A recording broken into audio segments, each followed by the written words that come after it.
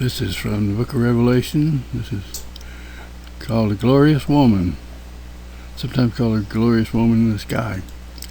Revelation lesson 16 to 26. This is chapter 12 by me, Ellis. Lesson text.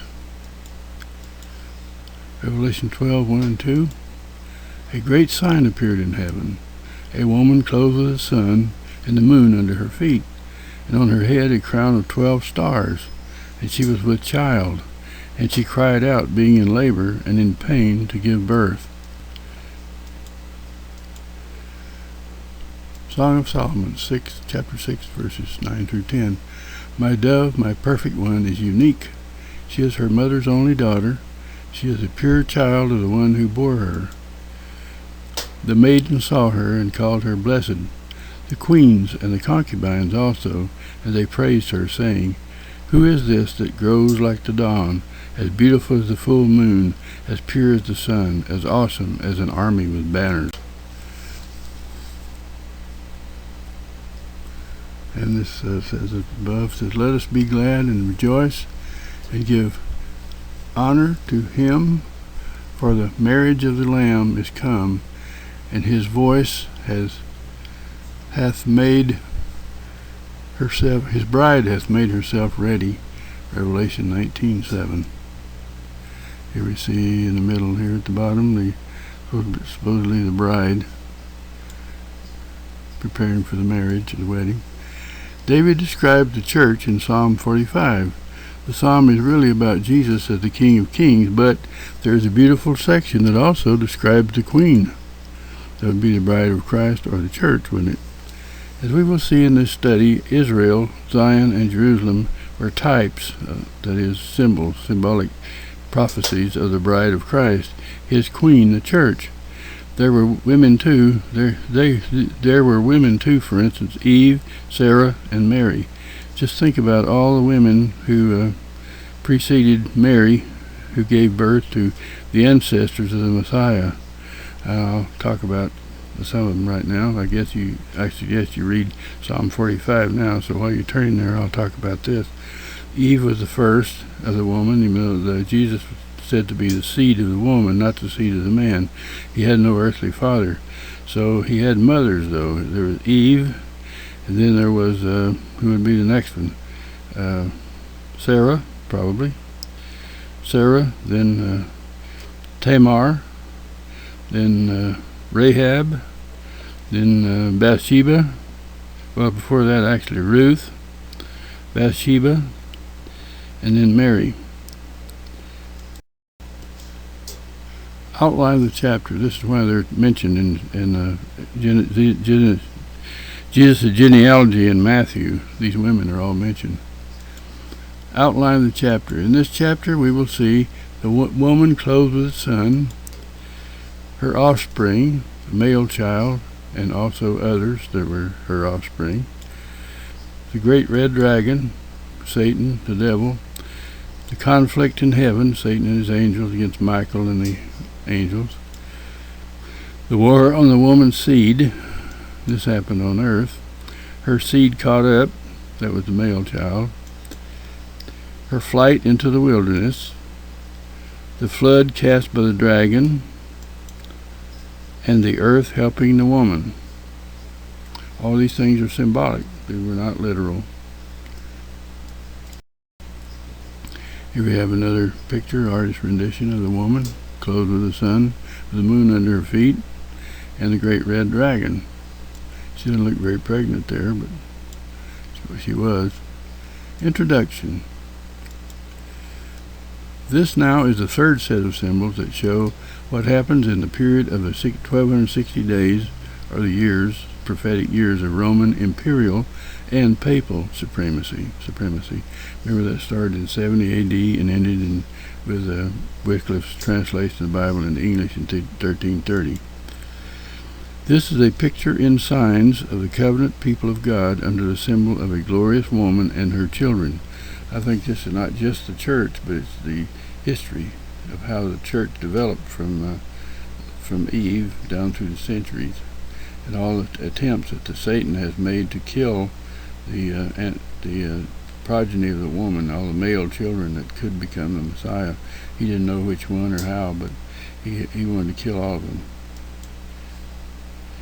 The ones that he thought would be the Messiah.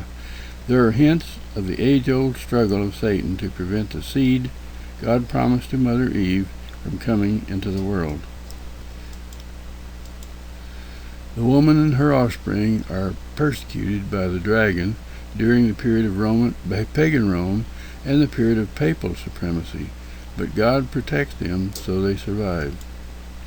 There is also a great battle between the good and evil angelic forces behind the scenes. This warfare is also revealed.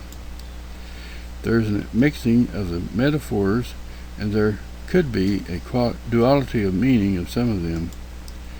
Although it was not its main purpose, this chapter is a good summary of the ages-long war between God and Satan.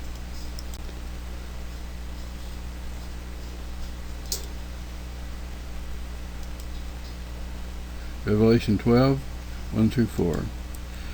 A great sign appeared in heaven, a woman clothed with the sun and the moon under her feet, and on her head a crown of 12 stars, and she was with child. And she cried out, being in labor and in pain to give birth.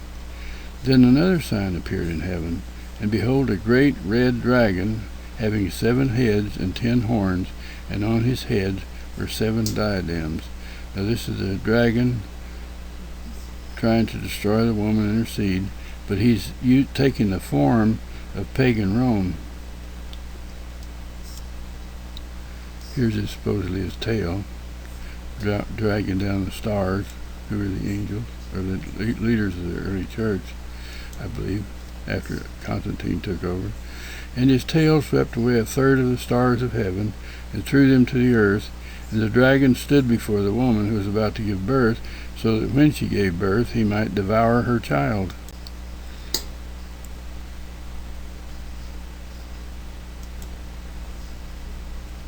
A great sign. Here's another indicator that this book is written in signs or symbols. What John sees is not real as it is, but stands for other things. The Bible says a great sign. A sign is a symbol, something that means something else. Stands for a reality. The vision is not representing itself, it's representing something else. Let's consider this glorious woman and see if we can determine what she means.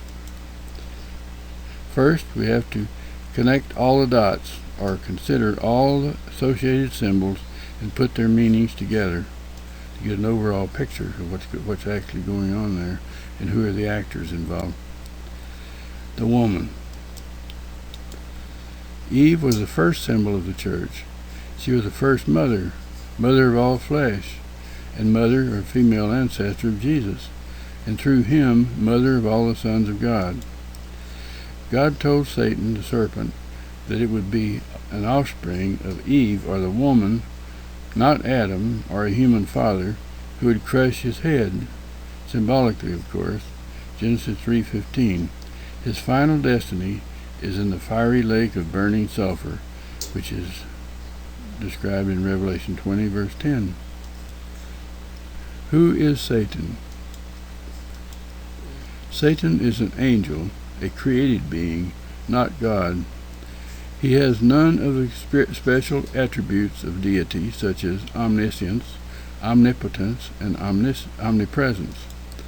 Satan did not know when or how God would fulfill the seed promise.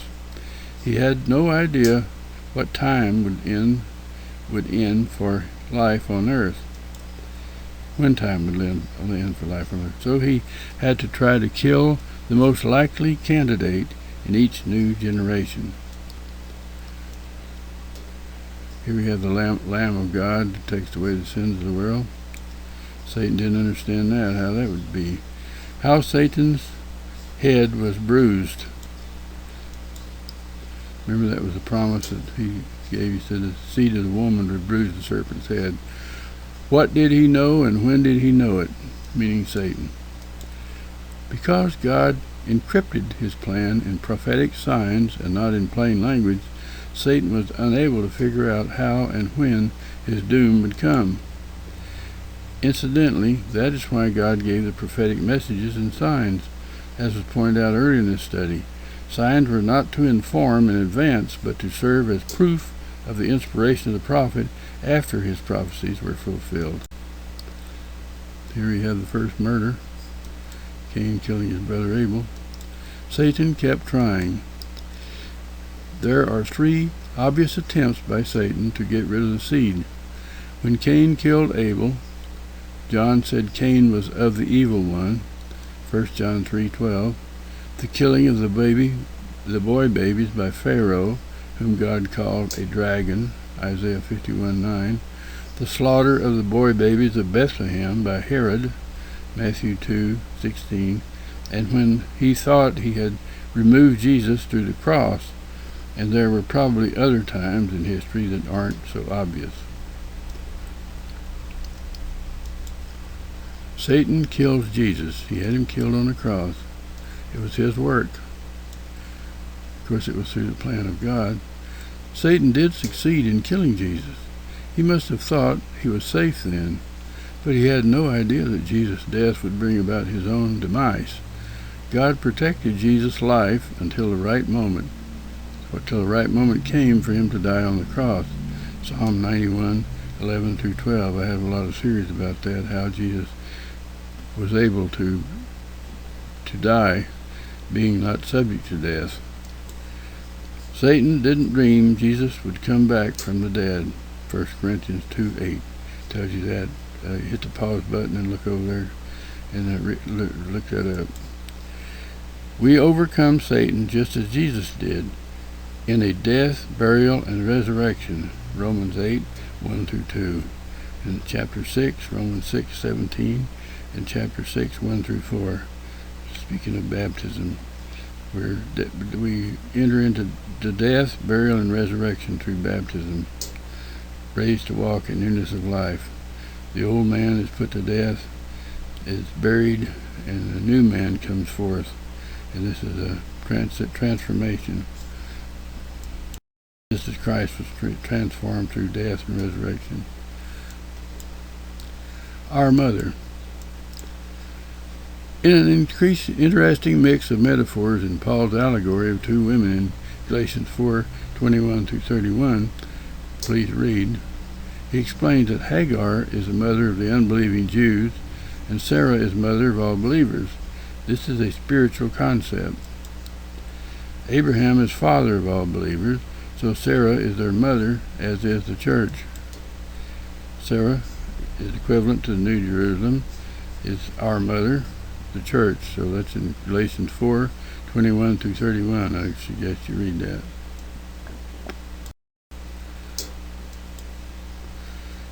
See Sarah eavesdropping? See to the right over there, she's inside the tent listening. More about the quotation. Paul refers to an interesting quotation from Isaiah 54:1. Galatians 4:27. This quotation from Isaiah is in Galatians 4:27. Rejoice, barren woman who does not bear. That would be Sarah, right? Break forth and shout, you who are not in labor. Now this is not Sarah, because Sarah did go into labor. So Sarah is a picture of someone, some kind of spiritual entity that really didn't go into labor but has children. How can someone who didn't go into labor and who is not a physical woman, how could they have children? Well, if it's a church, she can. For more numerous are the children of the desolate than the one who has a husband. Okay, I think I can explain that in later verses here, or later explanations. Here's John the Baptist coming and preaching to the people, preparing the way for Jesus. How can a woman be a mother without a human husband? This prophecy tells me that Isaac was God's child, just as Jesus was. John the Baptizer once said that God could raise up children to Abraham from a pile of stones, Matthew 3:9. But in some sense, he was also Abraham's son. And I guess Jesus was also considered Joseph's son, even though he wasn't physically related to him. I think the real meaning is that Mary was not really married, strictly speaking, until after Jesus was born. The marriage had not been consummated. Matthew 1:29 says that he took Mary to be his wife, but did not have sex with her until after her firstborn son was born. And in the Oriental culture, a marriage is not really completed or consummated until they have intercourse, sexual intercourse. Mother Mary. Now, don't think I'm going to start turning into a Catholic here when I start calling her Mother Mary. But she was Mother Mary. I know there's an aversion among many Christians to think of Mary as our mother. That is probably because she has been unduly venerated by the Catholic Church. But she is our mother in Christ, just as Sarah is. All who enter Jesus in baptism, becoming children of Abraham, also become children of Sarah and Mary. Galatians 3:26-29. Here we see the bridegroom is in heaven, the bride is on earth.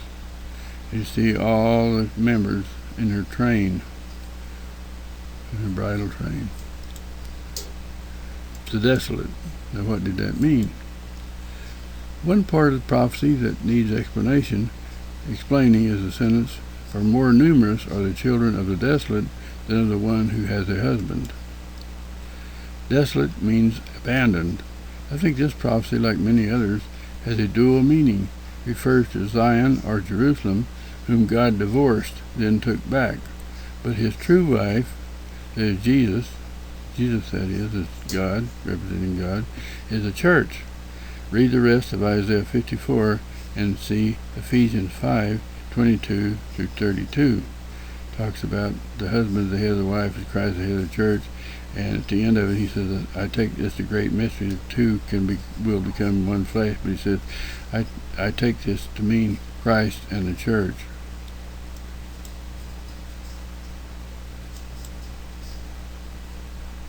Other mother references. Isaiah has a lot to say about the motherhood of Zion or Jerusalem. If you'd like to pursue this subject further, see Isaiah 54, chapter 62, 3-5, chapter 66, 7-12. This language is highly symbolic and describes a time when the antitype of Israel, Zion and Jerusalem, would come, and that symbolized the church of Jesus. All these symbolize the church of Jesus. Who is this woman? Who is the woman in John's vision? She is primarily the church, but I think she also embodies the female principle of motherhood, especially in the spiritual sense, as developed in the Bible. Eve was the first of her kind. Mary was the last in the physical sense. But the church is the final mother, but in a spiritual sense. It is she who is described as the golden city, Revelation 21:2. Remember, it says she came down from heaven as a bride adorned for her husband, the holy city. And she who offers the great invitation of Revelation 22:17, the Spirit and the bride say, "Come, let him who is thirst come and take the water of life freely." Clothed with the sun. Now what does that mean? This glorious woman has the light and glory of her husband Jesus, the Son of Righteousness, who is the true light of the world. Malachi 4:2. She can enlighten this dark world through the preaching and the living out of the gospel message. Are you letting your light shine, as Jesus taught, so you can be part of that great light of the world? Matthew 5:14-16.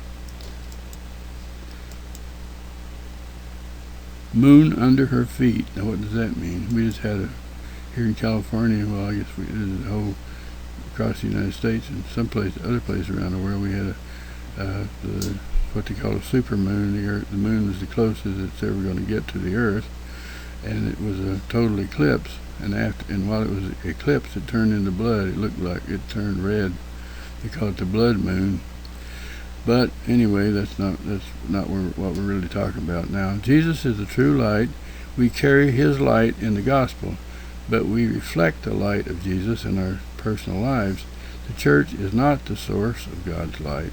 The church is a reflector, so the church is like the moon. Just as the moon reflects the sun's light, so we reflect the light of Jesus in this dark world. We may be the only light many in this dark world will see. Don't let your light be dimmed by sin. Two dispensations. Some say this talks about two dispensations.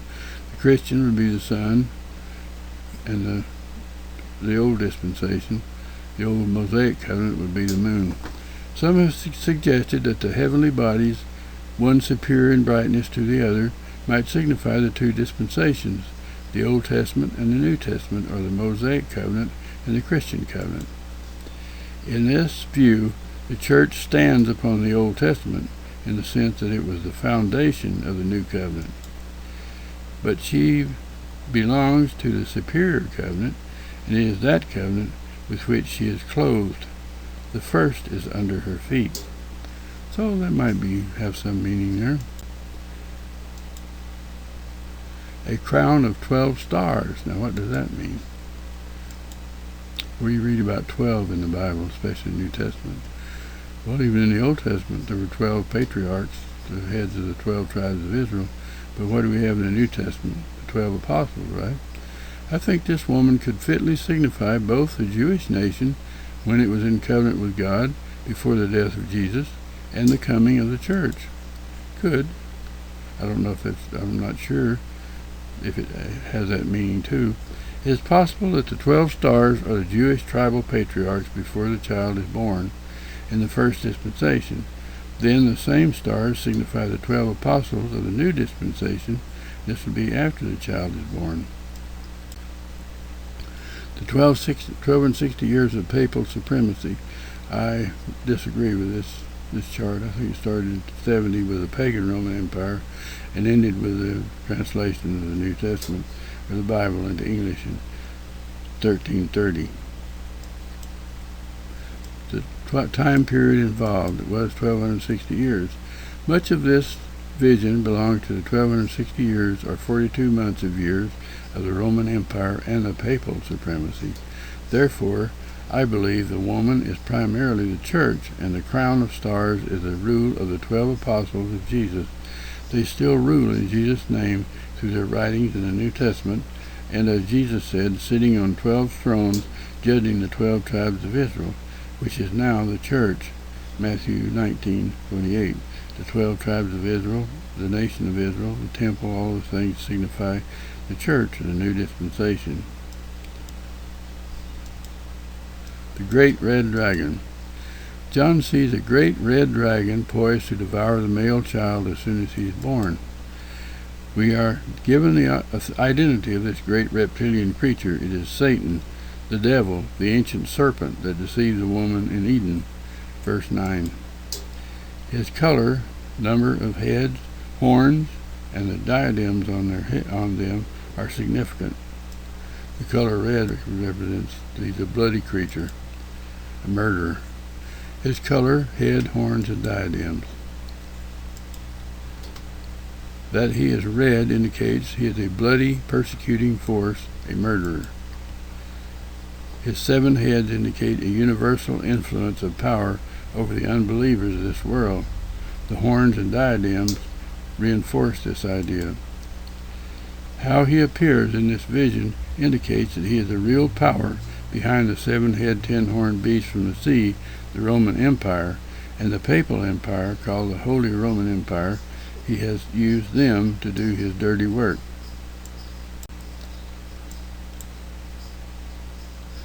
His tail swept away 1/3 of the stars of heaven. This sentence is usually associated with the war in heaven and the angels that follow him out of heaven onto the earth. Verse 9. But it's the dragon that throws these stars down. He would not throw his own angels down. They are driven out of heaven with him. His angels are. But his tail throws some other angels down, or not angels necessarily, but stars represent people that were exalted in the church or in government. They are driven out of heaven with him, his angels. So this cannot be the meaning. As we have seen in an earlier lesson, stars do not always signify angels. Often in symbology, stars signify great men, kings, and other leaders, especially religious leaders. Stars may signify men. That they were in heaven could simply mean they had exalted positions in the church. If the dragons signified the pagan Roman Empire, then his tail could signify the closing days of that empire, and the throwdown of the stars, a removal of many of the leaders in the church of a third part of the empire. Remember the 3 parts? We discussed those back in chapter 9. Or chapter 8, I believe it was. Here we see the tail again. Johnson's view. And his tail through a third part of the stars. This may indicate the great power of the dragon. Perhaps it has a more particular meaning. We have found under the 8th and 9th chapters that the old Roman world was divided into 3 parts, that the term third part was used of these divisions. Here we have the battle at the Milvian Bridge between Constantine and Maxentius. Constantine defeats the army of Maxentius at the Milvian Bridge. In the early part of the 4th century, when the great triumph of Christianity over paganism was about to be realized, the Roman world shows the division in 2 parts. Toleration is shown. In 2 parts, toleration is shown. In the remaining third part, there is the most bitter persecution, and finally, the ruler of this part, Maximus, I thought it was Maxentius, enters upon war with Constantine with the vow that, if successful, he would restore everywhere the old pagan religion. This may be symbolized. This is B.W. Johnson's words. I believe that, that the third part of the stars that Satan threw down to the earth was a third of the leaders in the church represented by the glorious woman. This shows a corruption of the church leadership after Christianity became the official religion of the Roman Empire. This happened when Constantine interfered in the governance of the church, and culminated when Justinian made the Bishop of Rome head of the Roman Church. The beginnings of the Great Apostasy. Many church historians place the beginnings of the Great Apostasy that Paul described in 2 Corinthians 2, 1-12, that at around 150 A.D., when the bishop, originally a member of the eldership, who were also called bishops, of a local congregation, was exalted to a place of authority above the other elders or bishops, and later given rule over several churches in a city and province. Finally, the Bishop of Rome was made the head bishop over all, the Pope. Now, bishop was a word commonly used in the New Testament to talk about the eldership, but after this time, in 150 A.D., the word bishop was separated from the elders. They were not called bishops anymore, but the one who ruled over the elders was called a bishop.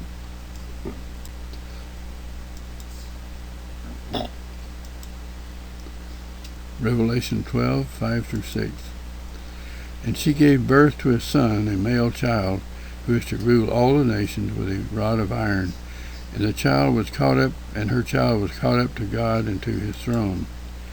Then the woman fled into the wilderness, where she had a place prepared by God, so that there she would be nourished for 1,260 days.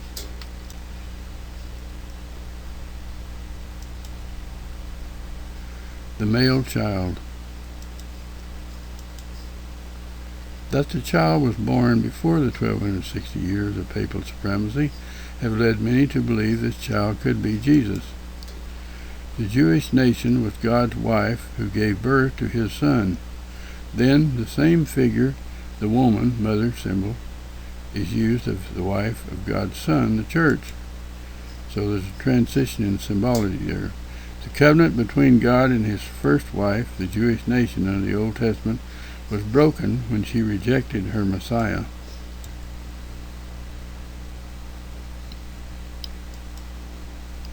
One wife. Under another set of symbols, the marriage covenant with God's first wife, Israel, was broken when Israel rejected Jesus as their Messiah. That covenant ended when Jesus died on the cross. Romans 7, 1-6. There's another place too in Colossians 2:14. God, Jesus, has one wife. He's not a polygamist. Ephesians 4:4 says that he's talking about Christ and the church. Talking about marriage. It says the two shall become one flesh. That was in Genesis. And he says this is a great mystery. But he says think of it as Christ and the church. The church is now that wife. He has no further covenant relationship with the Jewish nation. That would be polygamy.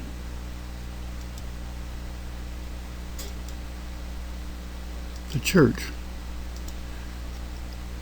I do not believe the woman is the Israelite nation or the Old Covenant. She is the church. The time is near the end of pagan Rome. The red dragon is pagan Rome in the grip of Satan.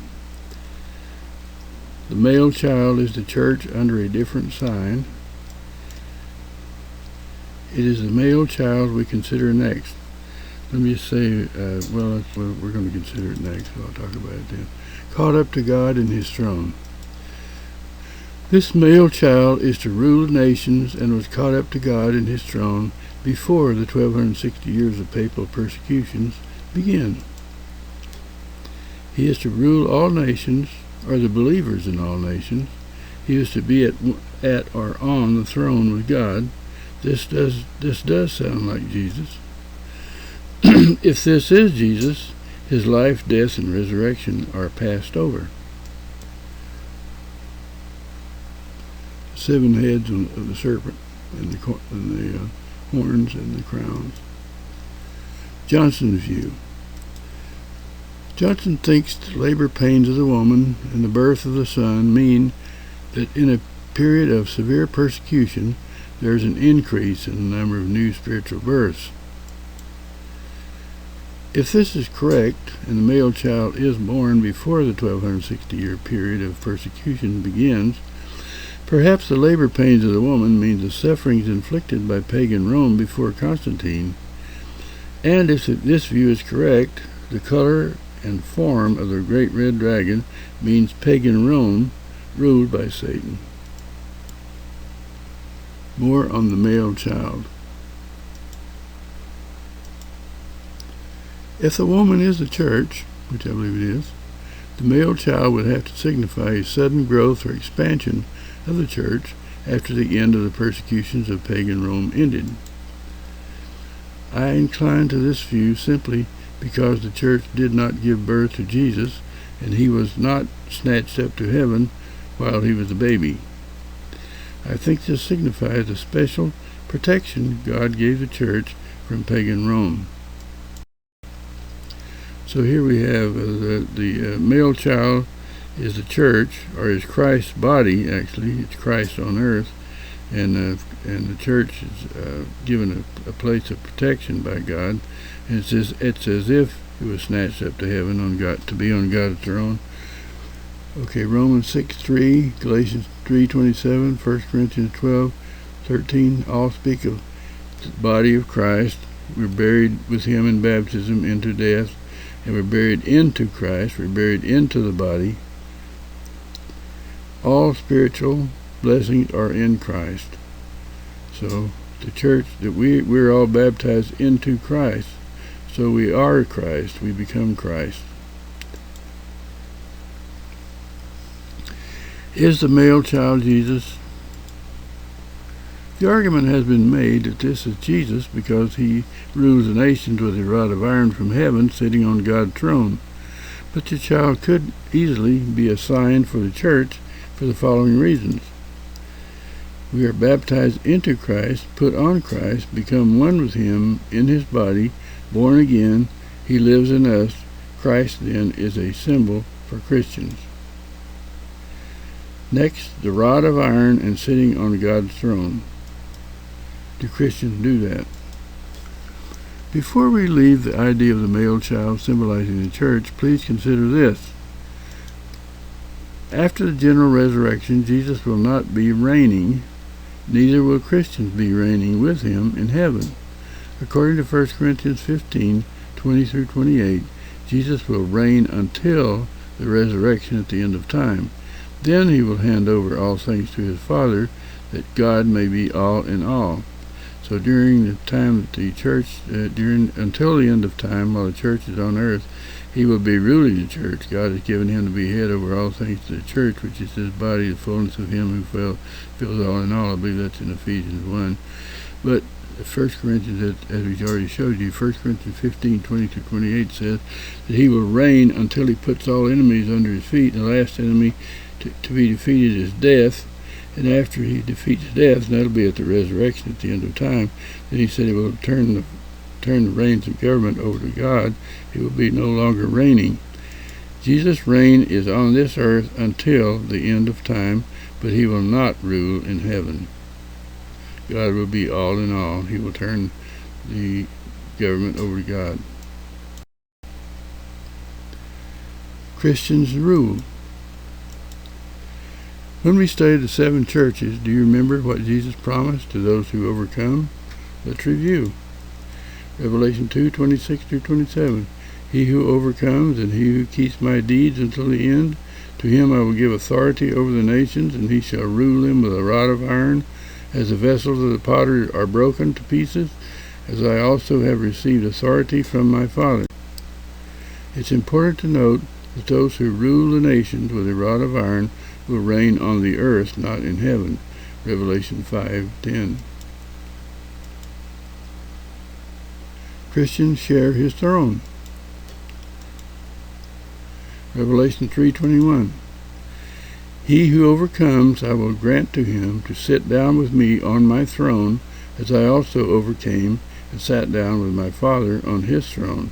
Now either this is reigning on earth or it's reigning in heaven, while during the period when the church is on earth. The church is on earth and in heaven, as we learned from Hebrews 12:22. We have joined a company of innumerable angels, the spirits of just men made perfect, the church of the firstborn who are enrolled in heaven, and so forth. So the church is in heaven and on earth during this period, but until when the end of time comes, we'll all be in heaven. So our reign will at that time will end. If Christians will rule the nations with a rod of iron from Christ's throne, then why cannot this male child represent Christians symbolically in his birth and increase in the church population? The time element. Just before Constantine won his great victory against Maxentius at the Milvian Bridge, Maxentius had made a vow to Jupiter that he would wipe out Christianity throughout the empire if he defeated Constantine. Maxentius, as the dragon, was poised to devour the male child, but Constantine won the battle. The male child, that is the church, was given a new birth of freedom in the Christianized empire, as if it had been snatched from the dragon's jaws and elevated to a heavenly protection. Remember, all this is symbolic. You ever see the dragon spewing water out of his mouth to overwhelm and drown the woman? The dragon pursued the woman. Then the dragon, as the serpent, that is, the Christianized empire, and under Constantine and his successors, tried to flush away the church with a flood of worldly influences and laws and decrees of the hierarchy and councils. But God hid the true church as she went underground, laying low among the multitudes. She was unrecognizable as an organization, the woman, so the dragon's new tactic was to persecute individuals who dissented from the political correctness of the time. She fled into the wilderness. The wilderness or desert is the wilderness of the peoples or nations. Ezekiel 20:35 said the wilderness represents the nations. The church would exist and be protected, but she would go underground, hidden among the peoples of the world. Now how would that take place? I think it was in the monasteries and nunneries and places like that. The place prepared for her by God is thought by some to be the cloisters and monasteries where devout men and women worked and worshipped, but who were not evil participants in the idolatry and excesses of the apostate leadership of the state church. I believe this is the St. Catherine's Monastery at the foot of what used to be called Mount Sinai, which has been proven to be not the real Mount Sinai lately. Mount Sinai is actually in Arabia, Saudi Arabia. Christian communities.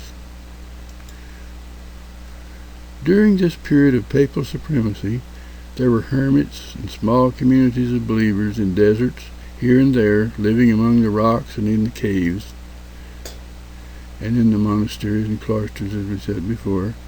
We might be mistaken to think there were no faithful Christians during this long period. I believe there were many such, scattered here and there, even in cities. They copied, smuggled scriptures, and shared them secretly with others of like faith.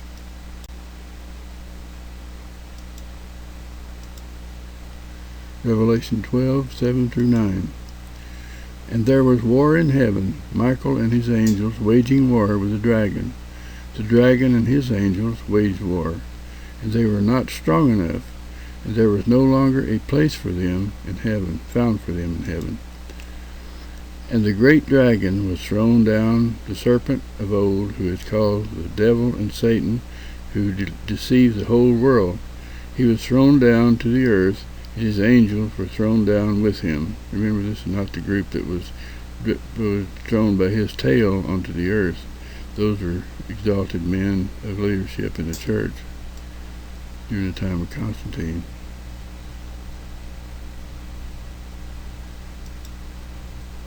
War in heaven.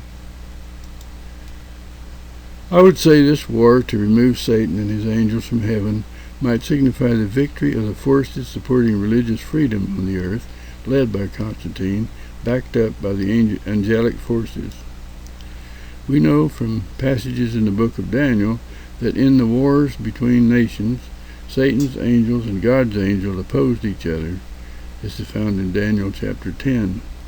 And in all these scriptures, I suggest that you hit the pause button of this video and go there and read that section. I think it'll open your eyes. The picture that follows is by Raphael, showing Constantine's vision.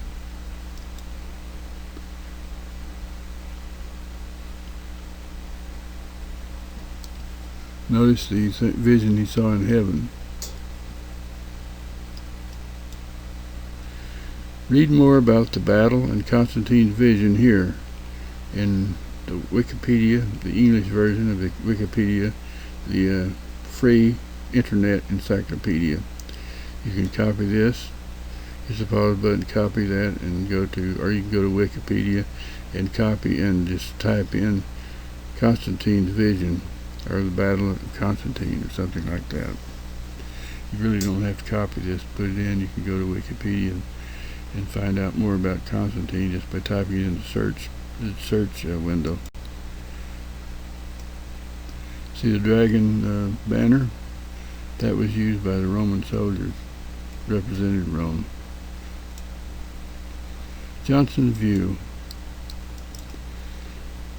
Johnson says the dragon was a standard or emblem of pagan Rome in the 3rd century before Constantine came to power. Maxentius had vowed to Jupiter that should he be victorious over Constantine, he would destroy every vestige of Christianity. We've mentioned this several times. Therefore the dragon was poised to devour the woman's child. In this view, when Satan lost his place in heaven, it means pagan Rome lost its power to persecute the saints. Remember the great earthquake in chapter 6 that represented the overthrow of pagan Rome, the greatest revolution in history? And we talked about that there. Here you see the desert of the nations. Do you see any Christians wandering around out there hiding from pagan Rome? I don't. This is not ancient anyway. I see some power lines there. They can't be ancient times. But anyway, the desert represents the nations, peoples.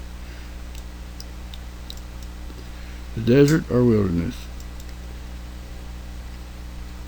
According to this view, the desert or wilderness the woman fled into was a Christianized empire under Constantine and his successors.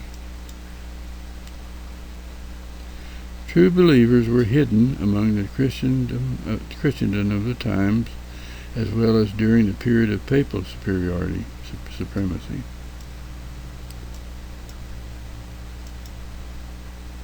Revelation 12:10-12.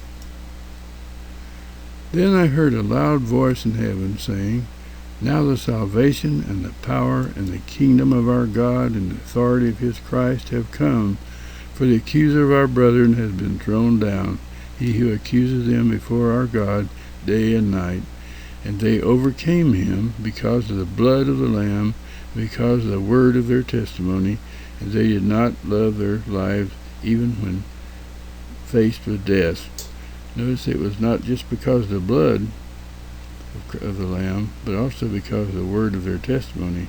In other words, they were busy, they were working, they were preaching, they were teaching, they were preaching the gospel. Not just you're cleansed by the blood, but you're cleansed in order to work for God, to serve him. For this reason rejoice, O heavens, and you who dwell in them, meaning the church. We dwell in the heavens. We've been raised up to sit with him in heavenly places. Ephesians says that several places. Woe to the earth and the sea, because the devil has come down to you, having great wrath, knowing that he has only a short time. The defeat of paganism. Satan, as pagan Rome, has been defeated and cast down. The saints have prevailed through Christ's blood and their perseverance, and their testimony, their preaching, their service. Having lost the power he had in pagan Rome and cast down to the earth, he will now take another form in order to try again to destroy the church. Now what form do you think he will take after pagan Rome has gone down to defeat? If he takes another form, what will it be? This form will be Papal Rome, the Holy Roman Empire, and the Roman Catholic Church.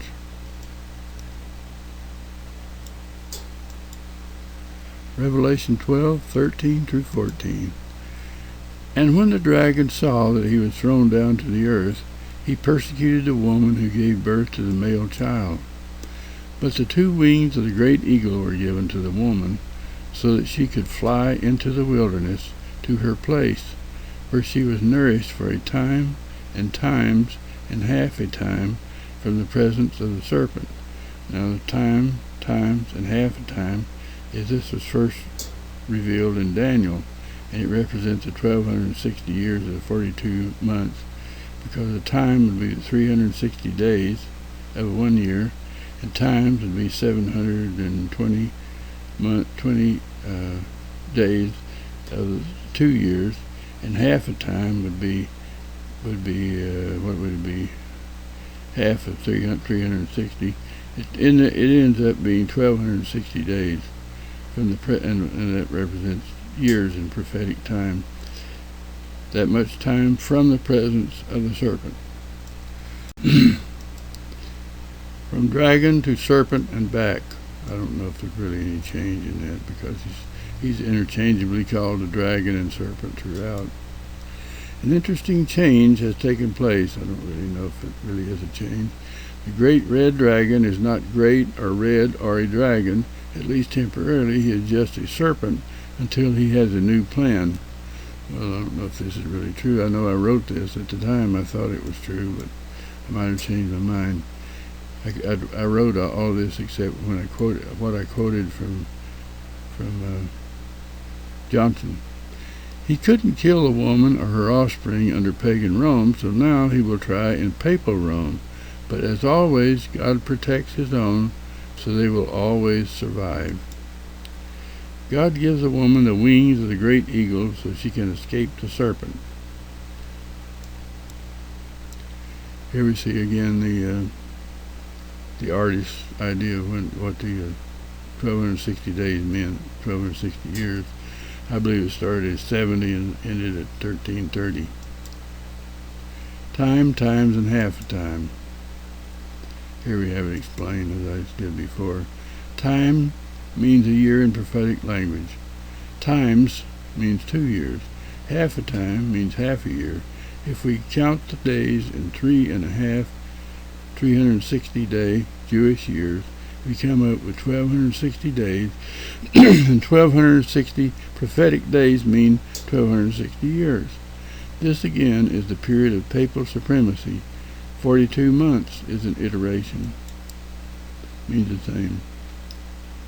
The woman will be protected and nourished in her specially prepared place in the wilderness among the people of the nations for 1260 years.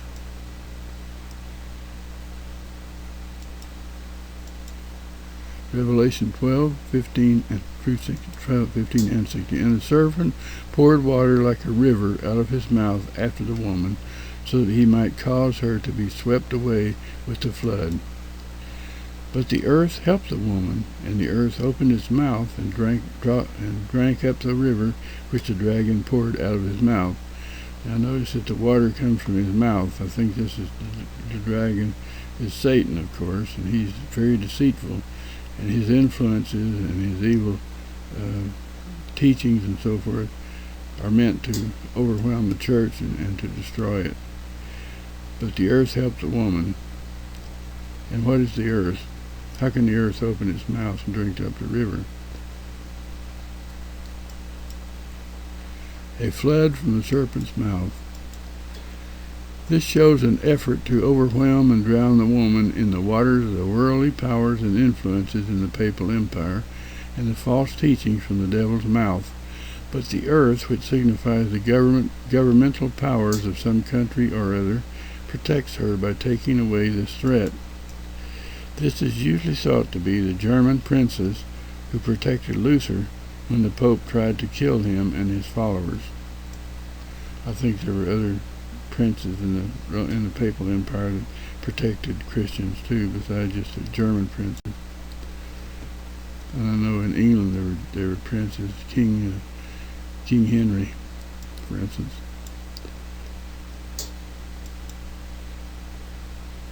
Revelation 12:17. So the dragon was enraged with the woman and went off to make war with the rest of her children who keep the commandments of God and hold to the testimony of Jesus. So he can't really do anything to the organized church, but he can go after individuals. Now he's a dragon again. Satan saw he could not destroy the church as a collective entity, so now he will try to destroy individual Christians by trying to lead each one of them into sin and by persecution. And he will be a dragon in form again, with 7 heads, 10 horns, and wearing diadems again, creating and standing behind the beast from the sea. The beast from the sea is the next form that he takes, and that represents the papal empire. The dragon will be the real power behind the beast, and the beast from the sea, and the beast from the land, the false prophet. This was the beast that came up out of the land. It looked like a lamb. It's a false lamb. It had 2 horns, and so forth. So I believe that represents the Pope or the hierarchy. The false prophet will both speak with the voice of the dragon. Revelation 13:1-4. Questions for discussion. What was God's promise relating to the seed of the woman? What would that seed do to the dragon, to the serpent? Eve was the original what? Discuss. What are some of the interpretations of who or what this glorious woman signifies? Discuss. So what or who do you think she is? You heard what I think it is, or she is. Here we see the bride looking to her on earth, looking to her husband in heaven, and we see all of us in her train or being a part of her.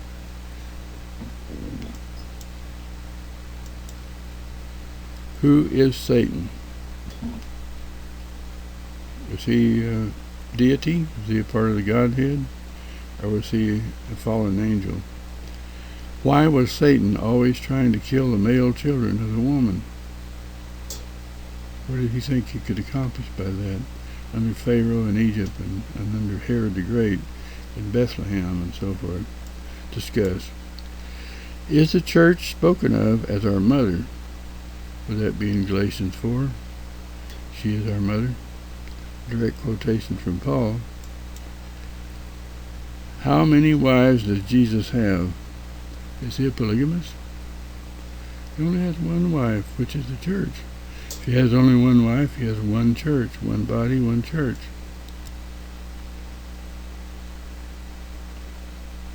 An interesting old tapestry. Conclusion. This has been now the third set of symbols picturing the vicissitudes of the church transitioning into the period of papal supremacy, the 1260 years of the Babylonian captivity of the church. The church, that's another symbol of Babylonian captivity. We'll get to that in chapter 18. The church is pictured as a glorious woman, a mother whom the great red dragon, or Satan, in the form of pagan Rome, tried to exterminate. Having failed, he will now create another beast that he thinks will have a better chance to accomplish his sinister work. And of course, this will be the Holy Roman Empire, or the Papal Empire. The Glorious Woman, a poem by Ellis Jones. This is a rather lengthy one. A glorious woman in the sky, a great red dragon poised nearby. He knows God's promises are sure, a holy child from God most pure, comma, comes and reigns with rod of iron, David's and Judah's mighty lion.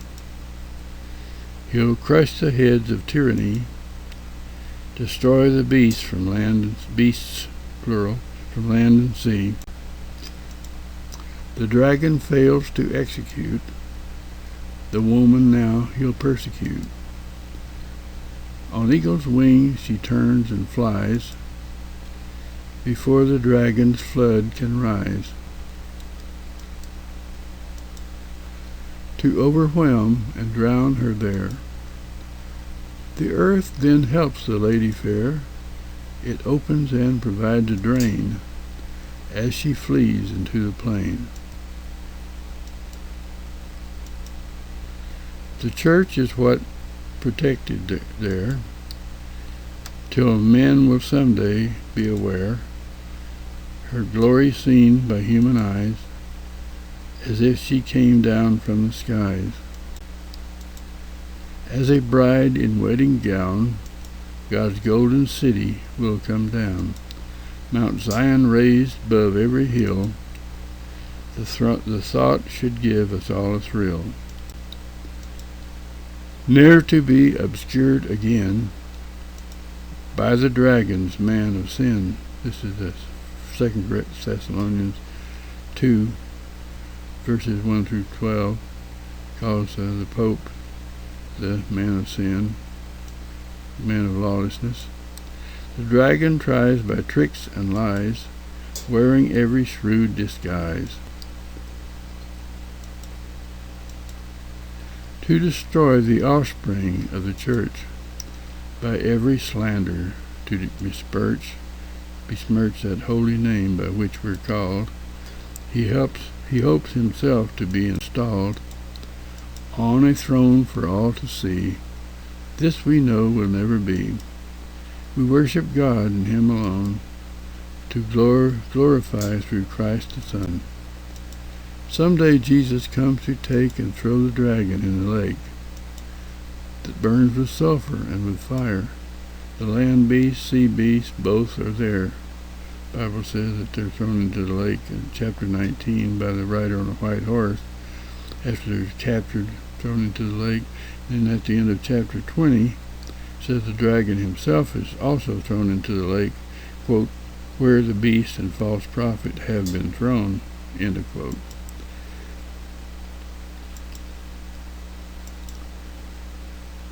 And everyone who loves a lie, the second death, is doomed to die. Satan knows his doom's foretold, through the promise made of old. The seed of woman will destroy, that's why he wants to kill the boy. Abel was the first to die. Cain believed the devil's lie.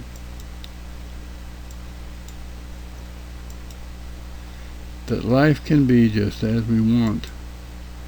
We're in control, and so we taunt the righteous, and to them we say, why suffer in the narrow way? Life is short, why not enjoy it? Lying works, why not employ it? No one expects you to be true. No God is up there watching you. We humans have a monkey's genes. Surely you know what that means. So live by sight and don't pretend. You'll be a winner at the end. To dust we go and there we stay. No one hears us when we pray. And all our lies believe the truth. A lie is from the serpent's tooth. Poison from Satan's mouth. His poison courses through our veins, destroys our faith and dupes our brains. Remember Christ the crucified. It was for your sins he died. His heel was wounded at his death, but in 3 days there came a breath from God who raised him from the dead. That's when he crushed the serpent's head. His time is short, meaning the devil. His wrath is great. He's filled with envy, rage, and hate. Don't follow him into the fire. Trust in God. Don't trust that liar. Next, lesson 17 of 26. The seven-headed, 10-horned beast from the sea. Revelation 13. The end. Thank you very much for watching, and I'll see you next time.